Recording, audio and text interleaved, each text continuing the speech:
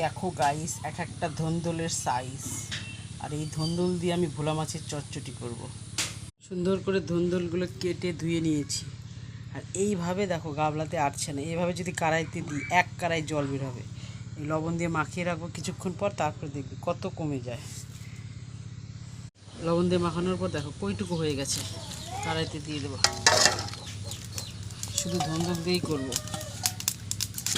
মাছগুলো দিয়ে দেবো, সুন্দর করে কেটে বেছে ধুয়ে নিয়েছি। কাঁচা মাছের চচ্চড়ি যা লাগে না। এখানে আদা, জিরে, লঙ্কা বাটা, এখানে টমেটো আর পেঁয়াজ কুচি কুচি করে নিয়েছি, লবণ,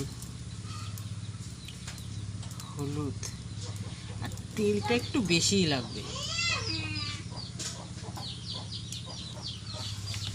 সুন্দর করে মাখায় নেব,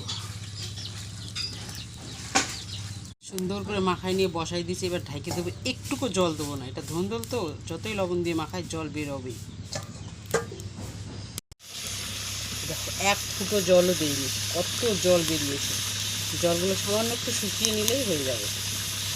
ফাইনালি চচ্চড়িটা হয়ে গেছে, আর কালারটা দেখো জাস্ট ওয়াও। এখন নামিয়ে নেবো।